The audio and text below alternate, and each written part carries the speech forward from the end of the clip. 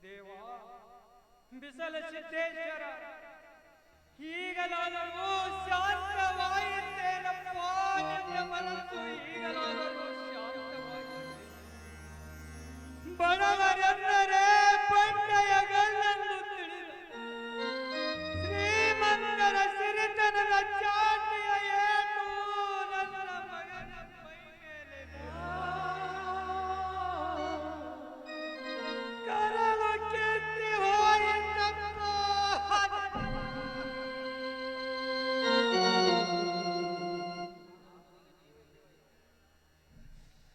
ಆದರೆ ನಿನಗೆ ನೈವೇದ್ಯವಾಯಿತೆ ಈಗ ನಾನು ಶಾಂತವಾಯಿತೇನಪ್ಪ ನಿನ್ನ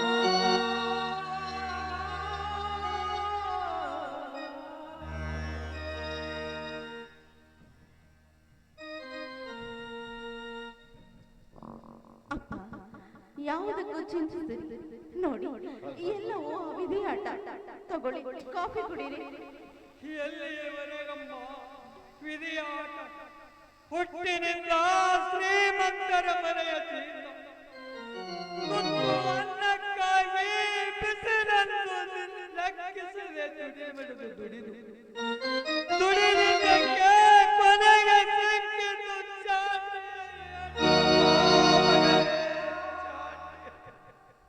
ನೋಡಿ ದಯವಿಟ್ಟು ಯೋಚನೆ ಮಾಡಬೇಡಿ ಮೊದಲೇ ನಿಮ್ಮ ಆರೋಗ್ಯ ಬೇರೆ ಸರಿ ಇಲ್ಲ ಅಪ್ಪಾಜಿ ಇವತ್ತು ಗುರುವಾರ ಅಲ್ವೇ ಏನಾಯಿತು ಇವತ್ತು ಗುರುವಾರ ಆದ್ಮೇಲೆ ಸತೀಶಣ್ಣ ಬರ್ತಾನೆ ಅಂತ ಹೇಳಿದ್ನಲ್ಲ ಹೌದು ಮಗಳೇ ನಾನು ಇಲ್ಲಿ ನಡೆದ ವಿಷಯ ನಿನ್ನಣ್ಣನಿಗೆ ಹೇಳಬೇಡಮ್ಮ ಸ್ವಲ್ಪ ಹೊರಗಡೆ ಹೋಗಿ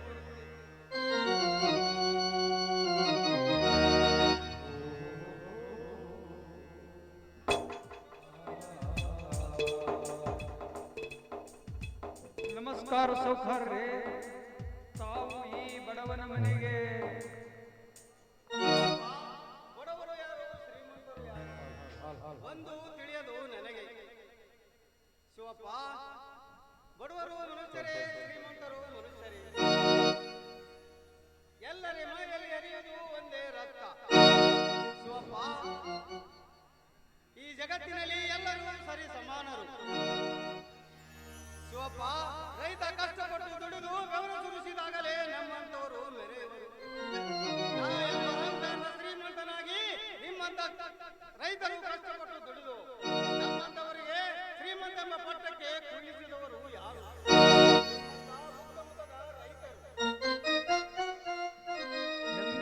ಉದಾರ ಮನಸ್ಸು ಶ್ರೀಮಂತರೇ ಈ ನಿಮ್ಮ ನಿಜವಾಗಲೂ ನೀವು ನಮ್ಮ ಪಾಲಿನ ದೇವರು ಶ್ರೀಮಂತರೇ ನಮ್ಮ ಪಾಲಿನ ದೇವರು ಅಂದ ಹಾಗೆ ನೀವು ಇಲ್ಲಿಯವರೆಗೆ ಹೇಳಿ ಕಳಿಸಿದ್ದರೆ ನಾನೇ ಬರುತ್ತಿದ್ದನಲ್ಲ ಶ್ರೀಮಂತರೇ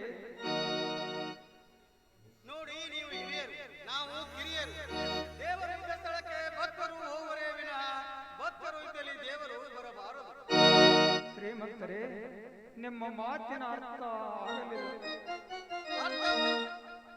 ಅರ್ಥ ಮಾಡಿ ಹೇಳಬೇಕೆಂದು ಬಂದಿರುವೆ ನಾನು ಹೌದು ರಮೇಶ್ ಅವನು ಬೆಳಗ್ಗೆ ಹೊಲದ ಕಡೆಗೆ ಹೋಗಿದ್ದಾನೆ ಎಷ್ಟರಲ್ಲಿ ಬರಬಹುದು ನೀವು ಕುಳಿತುಕೊಳ್ಳಿ ಮಗಳೇ ಸರಿತಾ ಶ್ರೀಮಂತರಿಗೆ ಒಂದು ಕಪ್ಪು ಕಾಫಿ ಮಾಡಿಕೊಂಡು ಬಾರಮ್ಮ ರಮೇಶ ಬಂದ ನೋಡಿ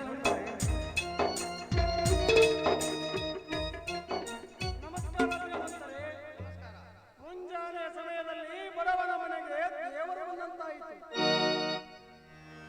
ನೀವು ತಪ್ಪು ತಿಳಿದಿದ್ದೀರಿ ರಮೇಶ್ ಇರಲಿ ಏನು ಚೆನ್ನಾಗಿದೆ ತಾನೆ ಏನು ಮಾಡುವುದು ಶ್ರೀಮಂತರೇ ನಿಮಗೂ ಗೊತ್ತಿದೆಯಲ್ಲ ಮಳೆರಾಯನ ಆಟ ಏನು ಅಂತ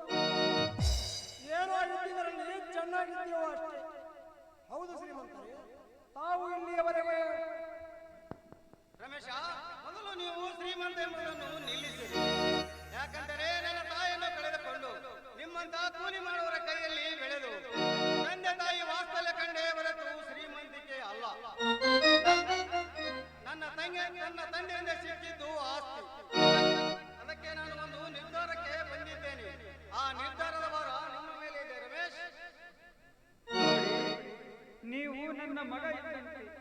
ಅಂತ ವಿಷಯ ಯಾವಾಗ ಹೇಳಿ ಶ್ರೀಮಂತರೇ? ನೋಡಿ ಶ್ರೀಮಂತರೇ, ನೀವು ಕಲಿತವರು ಮತ್ತು ಸುಶಿಕ್ಷಿತರು. ನಾವು ನಾವು ಅಕ್ಷರ ಜ್ಞಾನವಿಲ್ಲದ ಕುರಿಗಳು. ಅಂತ ವಿಷಯ ಏನಂತ ಹೇಳಿ ಶ್ರೀಮಂತರೇ? ನೋಡು ರಮೇಶ, ನಮ್ಮ ಮನೆ ವಿಷಯ ಎಂದರೆ ನಿನಗೆ ಕೋಪ ಅಂತ ನನಗೆ ಗೊತ್ತು. ಆದರೆ ಕತ್ತಲಾದ ನನ್ನ ಮನೆಗೆ ಸ್ತ್ರೀಯ ಬಳೆನಾದ ಇಲ್ಲದ ನನ್ನ ಮನೆಗೆ ನಿಮ್ಮ ಮಗಳು ನನ್ನ ಮಡದಿಯಾಗಿ ಬರಬೇಕೆಂಬುದೇ ನನ್ನ ಆಸೆ. ಏನು ಹೇಳ್ತಿರುವಿರಿ ನೀವು? ಉರಿಯುವ ಕಾಂಡದಲ್ಲಿ ಕೋಳಿ ಮರಿಯನ್ನು ಬಲಿ ಕೊಟ್ಟಂತಾಗುತ್ತದೆ ನಮ್ಮ ಬಾಳು. ತಪ್ಪು ರಮೇಶ, ನಿನ್ನ ಭಾವನೆ ಹತ್ತಿದ ಬೆಂಕಿಗೆ ಉರಿ ಹಾಕಿದಂತೆ ಆಗುತ್ತದೆ. ಜಗದೀಶ, ನೀವು ಸ್ವಲ್ಪ ವಿಚಾರ ಮಾಡಪ್ಪ. ಈ ಶಿವಪ್ಪನ ಮನೆ ಎಂದರೆ ಕಂಡ ಕಾರುತ್ತಿದ್ದಾರೆ ನಿಮ್ಮ ತಂದೆಯವರು. ಅಂತದರಲ್ಲಿ ನಮ್ಮ ಜೊತೆ ಬೇಗತಾನವೆಂದರೆ ಊರಲ್ಲಿ ಕ್ರಾಂತಿಯ ಕಿಡಿ ಕಾರುತ್ತದೆ. ಜಗದೀಶ, ಕ್ರಾಂತಿಯ ಕಿಡಿ ಕಾರುತ್ತದೆ. ಅಷ್ಟೇ ಏಕೆ, ರಕ್ತದ ಓಕುಳಿಯನ್ನೇ ಹರಿಯುತ್ತದೆ. ನೋಡಿ ಶ್ರೀಮಂತರೇ, ನಮಗೆ ವಿಚಾರ ಮಾಡುವುದಕ್ಕೆ ಸ್ವಲ್ಪ ಕಾಲಾವಕಾಶ ಕೊಡಿ. ಆಮೇಲೆ ವಿಚಾರ ಮಾಡಿ ತಿಳಿಸುತ್ತೇವೆ. ಆಯ್ತು, ನನ್ನ ಜೀವನದವರೇ ನಿಮ್ಮ ಮೇಲೆ ಇದೆ. ಅಳಿಸುವುದು ಉಳಿಸುವುದು ನಿಮ್ಮ ಕೈಯಲ್ಲಿದೆ. ನಾನು ಬರುತ್ತೇನೆ.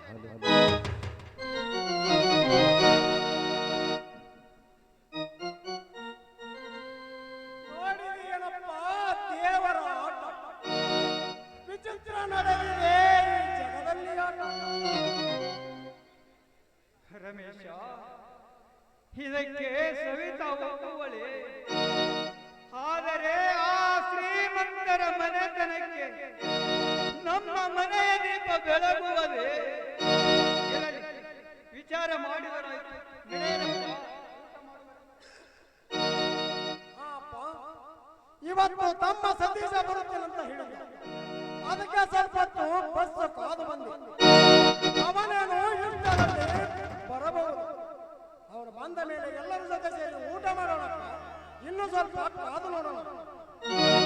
ಎಂತ ಹುಚ್ಚಪ್ಪ ನನ್ನ ತಮ್ಮನ ಮೇಲೆ. ತಮ್ಮನೆಂದರೆ ಅವನ ಸಲುವಾಗಿ ಹೇಗೆ ಬಸ್ಸ ಕಾಯಬೇಕು? ಅವನೇನು ಸಣ್ಣವನೇ? ಅಪ್ಪ, ಅದು ಹಾಗಲ್ಲಪ್ಪ. ನಮ್ಮ ಮೇಲಿನ ಸೇನೆಯಾಗ ಧರ್ಮರಾಜ ಏನಾದರೂ ಹಾ ಅಪ್ಪ.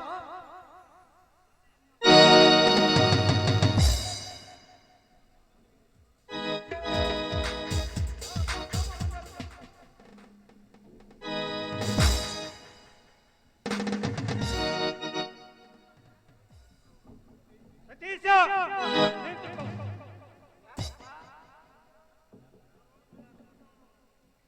ಇವಳು ಯಾರು ನಿನ್ನ ಜೊತೆ ಬಂದವಳು?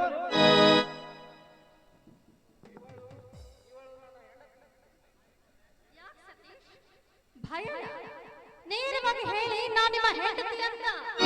ನಾನು ಕೇಳಿದ್ದು ನಿನ್ನನ್ನಲ್ಲಮ್ಮ, ಅವನ.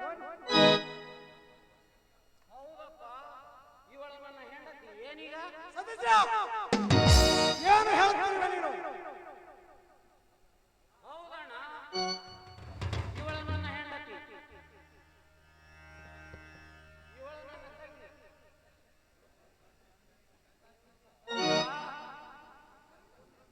ಕವಿತಾ, ಇವರು ನನ್ನ ತಂದೆ, ಇವರು ನನ್ನ ಅಣ್ಣ, ಇವಳು ನನ್ನ ತಂಗಿ. ಇರಲಿ, ಕಾಲಿಗೆ ನಮಸ್ಕರಿಸು. ಆಗಿರಬಹುದು. ಅದಕ್ಕೆ ನಾನೇನ್ರಿ ಮಾಡ್ಬೇಕು? ಇಷ್ಟಕ್ಕೂ ನಾನು ಯಾಕೆ ಇವ್ರ ಕಾಲಿಗೆ ಬೀಳ್ಬೇಕು? ಈ ರೀತಿ ಕಂಡವರ ಕಾಲಿಗೆ ಬೀಳಿಸೋದಕ್ಕೆ ನನ್ನ ಈ ಮನೆಗೆ ಕರ್ತಂದ್ರೇನು? ಬೇಕಾದ್ರೆ ನೀವೇ ಬೀಳಬಹುದು. ಕವಿತಾ, ಅವರು ನನ್ನ ತಂದೆ. ಏನಾಯ್ತು? ನಾನು ಶ್ರೀಮಂತ ಮನೆತನದಿಂದ ಬಂದ ಹೆಣ್ಣು ಅನ್ನೋದನ್ನ ತಿಳ್ಕೊಂಡು ಮಾತಾಡಿ. ತಿಳಿತೇನಪ್ಪ ಸತೀಶಪ್ಪ, ನೀನು ತಂದ ಈ ಸೊಕ್ಕಿನ ಗೊಂಬೆಯ ಮಾತು. ಅಪ್ಪ, ಅಂತ ಈ ರೀತಿ ಮಾತನಾಡ್ತಾ ಇದ್ದೆ? ಇನ್ನು ಏನಾಗಬೇಕಪ್ಪ?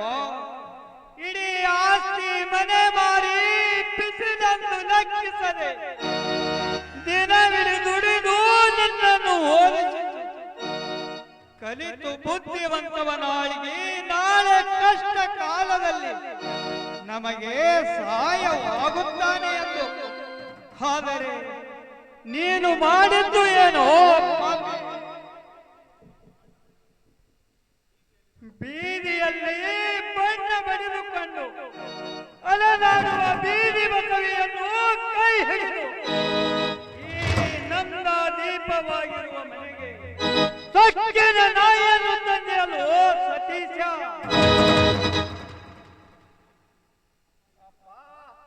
ಈ ಸಮಾಜದಲ್ಲಿ ತಂದೆ ತಾಯಿ ಮಾಡುವುದೇ ನೀನು ಮಾಡಿದ್ದೀಯಾ? ಅದು ಬಿಟ್ಟು ಕೆಲಸಕ್ಕೆ ಮಾತನಾಡಿದ್ರೆ ಸರಿ ಇರಲ್ಲ. ಏನು ಮಾಡುವೆಯೋ ನೀನು? ನಿನ್ನ ಪಾಲಿಗೆ ತಂದೆ ಅಣ್ಣ ತಂಗಿ ಸತ್ತಿದ್ದಾರೆ. ವಯಸ್ಸಿಗೆ ಬಂದ ತಂಗಿಯ ಮದುವೆಯ ಯೋಚನೆ ಮಾಡದೆ ಇಂಥ ಯೋಚನೆಯನ್ನು ಕಟ್ಟಿಕೊಂಡು ತಂದೆಗೆ ಎದುರಾಗಿ ನಿಂತಿದೆಯಲ್ಲೋ ಪಾಪಿ. ನಿನಗೆ ನಾಚಿಕೆಯಾದರೂ ಆಗುವುದಿಲ್ಲವೇ ಸತೀಶ? ಬಾಯಿಗೆ ಬಂದಂತೆ ಮಾತನಾಡಬೇಡಿ. ನಾನೇನು ಓಡಿ ಬಂದು ಈ ಮನೆ ಹೋಗಿಲ್ಲ. ನಿಮ್ಮ ಮಗ ನನ್ನ ಕೋಳಿಗೆ ಮಾಂಗಲ್ಯ ಕಟ್ಟಿ ಮನೆ ಕರ್ಕೊಂಡು ಬಂದಿದ್ದಾನೆ. ಇವ್ರು ಇಷ್ಟೆಲ್ಲ ಮಾತಾಡ್ತಾ ಇದ್ರೆ ನೋಡ್ತಾ ಸುಮ್ಮನೆ ನಿಂತಿದ್ದೀರಲ್ಲ, ನಿಮಗೇನು ಅನಿಸ್ತಾನೆ? ಅಪ್ಪ, ಇವಳೇನು ನನ್ನ ಹಾಗೆ ಬಡತನ ಮನೆತನದಲ್ಲಿ ಬೆಳೆದವಳಲ್ಲ. ಅನ್ನದ ಅಗಳಿಗೆ ಬೇರೆಯವರ ಮನೆ ಹೋಗಿ ತಂದು ತಿಂದವಳಲ್ಲ ಇವಳು. ಅಪ್ಪ, ಶ್ರೀಮಂತರ ಮನೆತನದಲ್ಲಿ ಬೆಳೆದ ಶ್ರೀಮಂತ ರಾಣಿಯಪ್ಪ ಇವಳು. ಇವಳ ಕಾಲಲ್ಲಿ ಮೆಟ್ಟುವ ಚಪ್ಪಲಿನ ಕಿಮ್ಮತ್ತು 10,000.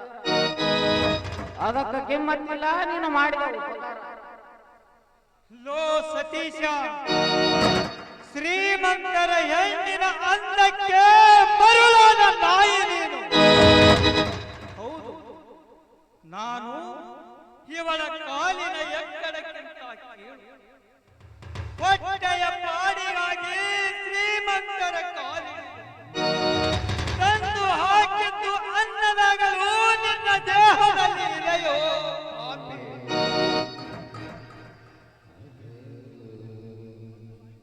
ಒಂದು ಅಂಗಿಯ ಮೇಲೆ ಇಡೀ ಜೀವನವನ್ನೇ ನಡೆಸಿ ಹಗಲಿರುಳು ದುಡಿದು ನಿನ್ನನ್ನು ವಿದ್ಯಾದಾನ ಮಾಡಿದ ಈ ತಂದೆ ನಿನ್ನ ಅಣ್ಣ ಕಣೋ.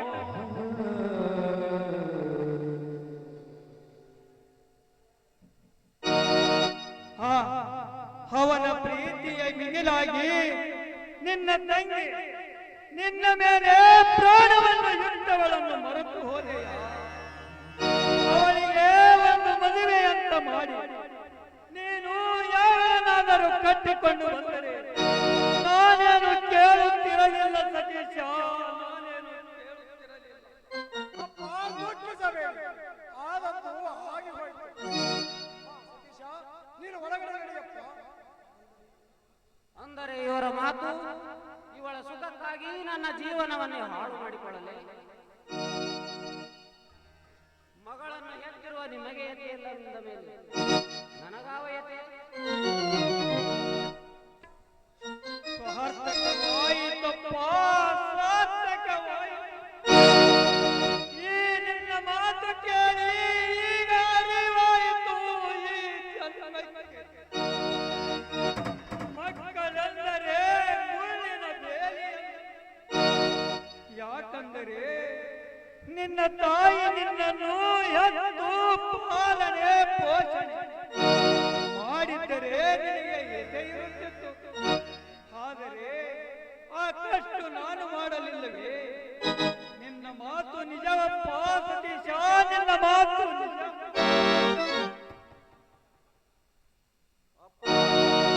ಸುಮ್ಮನೆ ಮಾತನಾಡಬೇಡಿ.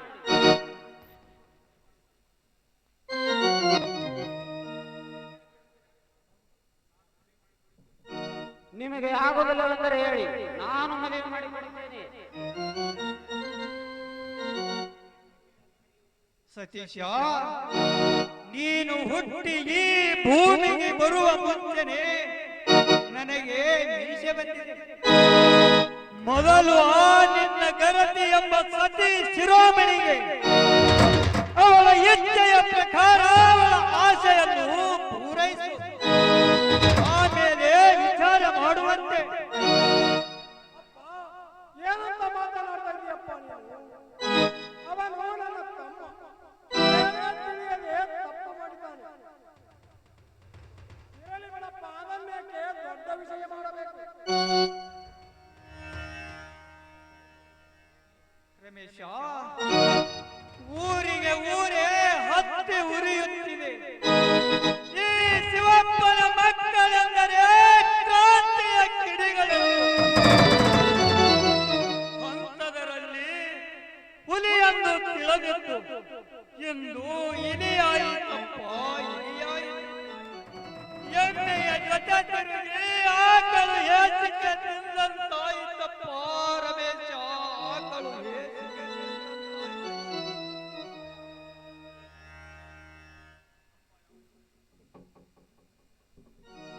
ನೋಡಿ ಅಪ್ಪಾಜಿ, ಯಾವುದೋ ಸಂಕಟದಲ್ಲಿ ಏನೇನೋ ಮಾತಾಡಿ ಜಗಳ ಮಾಡಬೇಡಿ. ನೋಡಿದೆಯೇನೋ ಈ ಮಕ್ಕಳು ನಿನ್ನ ಮೇಲೆ ಇಟ್ಟಿರುವ ಪ್ರೀತಿ. ಹೌದಮ್ಮ, ಇವನು ನಡೆದರೆ ಕಾಲ ಸವಿಯುವುದನ್ನು ಜಗಲ ಮೇಲೆ ಹತ್ತಿಸಿಕೊಂಡು ನಾಯಿ ತರ ದುಡಿದು ಕಲಿಸಿದ್ದ. ಇವನು ಕೊಟ್ಟ ಪ್ರತಿಫಲ ಏನು ಗೊತ್ತೇ ನಮ್ಮ ಮಗಳೇ? ಈ ಅಂದವಾದ ಹೆಣ್ಣಿನ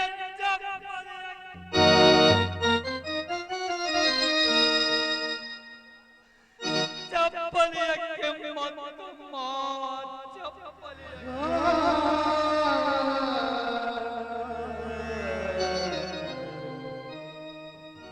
ಯಾವ ತಂದೆ ಮಾಡಬಾರದನ್ನು ನೀವೇನು ಮಾಡಿಲ್ಲ. ನನ್ನ ಹೆತ್ತ ತಪ್ಪಿಗೆ ಹಣ ಖರ್ಚು ಮಾಡಿದಿರಿ ಅಷ್ಟೇ. ನಾನೇನು ಪಿಶಾಚಿಯನ್ನುವೇನು ಪಾಪಿ? ಅಪ್ಪಾಜಿ ನೋಡಿ, ಅಣ್ಣನಿಗೆ ದಯವಿಟ್ಟು ಹೊಡಿಬೇಡಿ. ನೋಡಿದೆಯೇನು ಈ ಮಕ್ಕಳು ನಿನ್ನ ಮೇಲೆ ಇಟ್ಟಿರುವ ಪ್ರೀತಿ. ಈ ಮನೆಯಲ್ಲಿ ನೀನು ಹೆಣ್ಣಾಗಿ ಹುಟ್ಟಬಾರದಿತ್ತಮ್ಮ.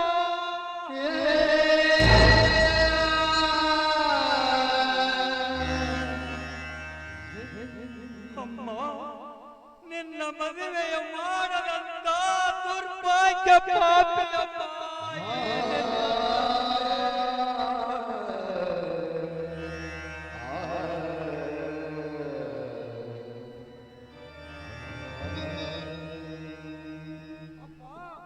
ಹಾಗೆಲ್ಲ ಮಾತನಾಡಬೇಡಿ. ಏನಾದದ್ದು ಹಾಗೆ ಹೋಯಿತು. ಹಾ ತಂಗಿ ಸವಿತಾ, ಅತ್ತಿಗೆಯನ್ನು ಕರೆದುಕೊಂಡು ಒಳಗಡೆ ನಡೆಯಮ್ಮ. ಹಾ ತಂಗಿ, ಮೊದಲು ಆರತಿ ತಂದು ಬಿಡು. ಅವಳು ಈ ಮನೆಯ ಭಾಗ್ಯಲಕ್ಷ್ಮಿ. ತಂಗಿ, ಇದು ಒಳ್ಳೆಯ ಸಮಯಮ್ಮ, ಕಣ್ಣೀರು ಹಾಕಬಾರದಮ್ಮ ತಂಗಿ. ರಮೇಶ, ಏನು ಹೇಳುವೆಯ ನೀನು? ಇವಳನ್ನು ಮನೆ ತುಂಬಿಸಿಕೊಳ್ಳುವುದೇ? ಅವಳು ಯಾರಂತ ತಿಳಿದಿರಿ? ನಿಮ್ಮ ಮಗನ ಹೆಂಡತಿ, ಅಂದರೆ ಈ ಮನೆಯ ಸೊಸೆ. ನೋಡಿ ಅತ್ತಿಗೆ, ನಮ್ಮ ತಂದೆ ಸ್ವಲ್ಪ ಮೂವರು. ನೀವೇನು ಬೇಸರ ಮಾಡ್ಕೊಳ್ಳಿ. ನೋಡಿದೆಯೇನಪ್ಪ, ಈ ಮಕ್ಕಳು ನಿನ್ನ ಮೇಲೆ ಇಟ್ಟಿರುವ ಪ್ರೀತಿ.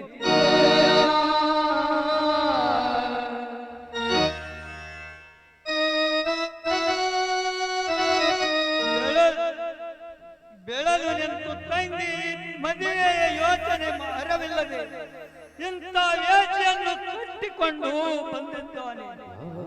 ರಮೇಶ, ಇಲ್ಲಿಯವರೆಗೆ ನಾವು ಮಾಡಿದ್ದು ಹೊಳೆಯಲ್ಲಿ ಉಡಿಸಿನ ಹಣ್ಣು ತೊಳೆದಂತಾಯಿತಪ್ಪ ನಮ್ಮ ಬಾಳು.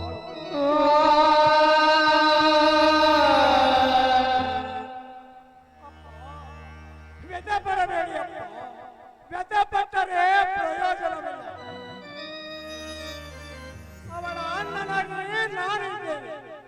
ಶ್ರೀಮಂತ ಜಗದೀಶ ಒಂದು ಒಳ್ಳೆಯ ಸಮಯ ನೋಡಿ ಮಾತು ಮುಂದುವರಿಸಿದರಾಯಿತು. ಬೇಡ ರಮೇಶ ಬೇಡ. ಆ ಶ್ರೀಮಂತ ಧರ್ಮರಾಜವೆಂದರೆ ಕೆಟ್ಟ ವ್ಯಕ್ತಿ.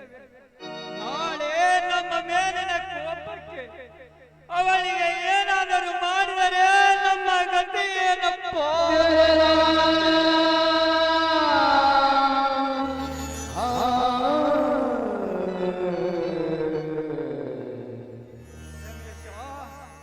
ಅಷ್ಟೇ ಅಲ್ಲಪ್ಪ, ಆ ಶ್ರೀಮಂತ ಧರ್ಮರಾಜ ನಿನ್ನನ್ನು ನೋಡಿದರೆ ಕೆಂಡ ಕಾರುತ್ತಿದ್ದಾನೆ.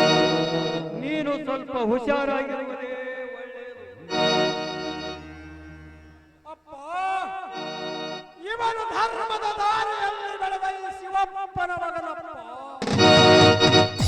ನನ್ನ ಎದುರಿಗೆ 10 ಮಂದಿ ಬಂದರು, 10 ಒಗೆಯುವ ಶಕ್ತಿ ನಿನ್ನ ಮಗನಲ್ಲಿದೆ. ಶಿವಪ್ಪನ ಸಾಕು ಮಗ ಚಂಡನಲ್ಲಪ್ಪ, ಗಂಡು ಹುಲಿ. ರಮೇಶ ಬೇಡ ಬೇಡ, ನೀನು ನನಗೆ ಒಂದು ಕಣ್ಣು ಇದ್ದ ಹಾಗೆ.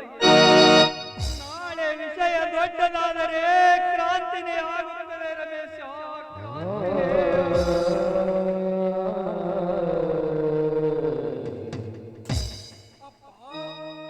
ಕ್ರಾಂತಿ ಅಂತ ಹೆದರಿದರೆ ಬಡವರು ಬದುಕಲು ಸಾಧ್ಯವಿಲ್ಲ. ನಾನಿದ್ದೇನೆ, ನೀವೇನು ಭಯಪಡಬೇಕು. ನಡೆಯಿರಿ, ಹೋಗೋಣ.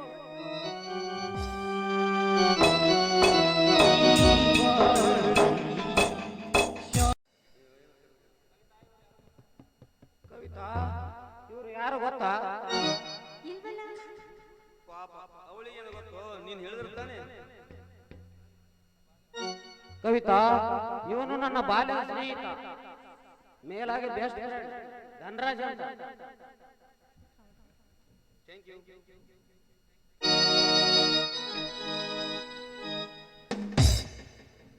Very good Satish, good selection. ಎಂತ ಹೆಂಡತಿಯನ್ನು ಪಡೆಯಕ್ಕೆ ನೀನು ಪುಣ್ಯ ಮಾಡಿದ್ಯಾ. ಯಾಕೋ? ಒಳ್ಳೆ ಮನದ ಸುಂದರವಾದ ರಾಷ್ಟ್ರ ಪಕ್ಷಿಯನ್ನೇ ತಂದಿದ್ಯಾ. ನೀವು ತುಂಬಾ ತುಂಡ್ರಪ್ಪ. ಇರಲಿ, ಬರೇ ಮಾತಿನಲ್ಲಿ ಮುಗಿಸೋ ಏನಾದ್ರೂ ಸ್ವೀಟು. ಅಯ್ಯೋ, ಮರ್ತೇ ಬಿಟ್ಟಿದೆ. ಈಗ ತಾನೇ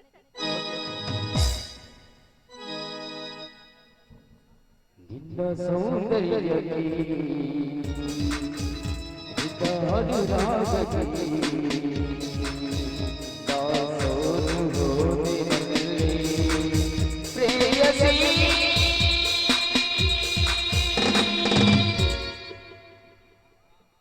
ಈ ಸೌಂದರ್ಯದಲ್ಲಿ ತುಂಬಾ ರುಚಿಯಾಗಿದೆ. ಹಾಗೆ ಕೂಡ ನಿಮ್ಮ ಬಾಳು ಕೂಡ ಹಾಗೆ ರುಚಿಯಾಗಿ ಸಾಗಲಿ. ತುಂಬಾ ಸಂತೋಷ. ಹಾ ಸತೀಶ್, ನಾನು ಅರ್ಜೆಂಟ್ ಬೆಂಗಳೂರಿಗೆ ಹೋಗಬೇಕು. ನಾನಿನ್ನು ಬರುತ್ತೇನೆ. ಬಾಯ್ ಸತೀಶ್, ಬಾಯ್ ಬಾಯ್.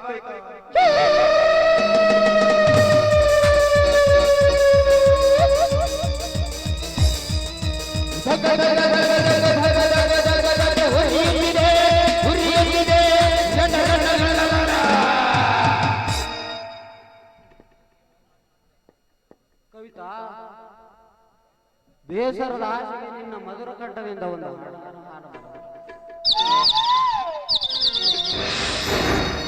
ನನ್ನೊಲವೇ ಬಾರಿ, ನನ್ನ ಚೆಲುವೆ ಬಳಿ ಬಾರಿ, ಬಳಿ ಬಂದು ಸಿಹಿ ನೀಡು,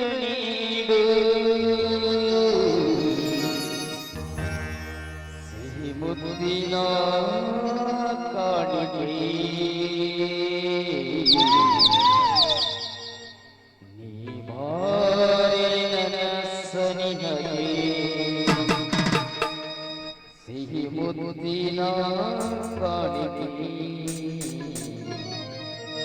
ಬಾರಿ ನನ್ನ ಸನಿಹಗೆ.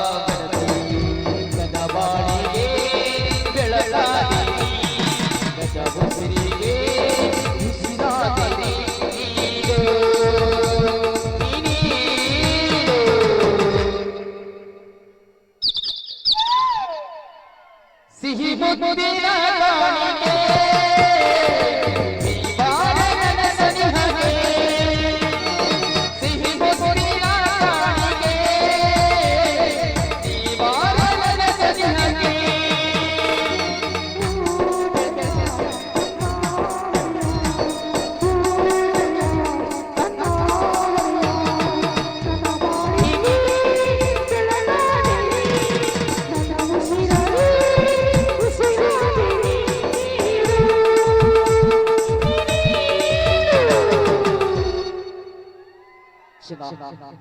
ಇವತ್ತು ಎಷ್ಟು ಸುಂದರ ನಿನ್ನ ಮ್ಯಾಲ ಬಹಳ ಮನಸ್ಸಾಯ್ತು ಸಿಹಿ ಮುದಿನ ಕಾಣಿಕೆ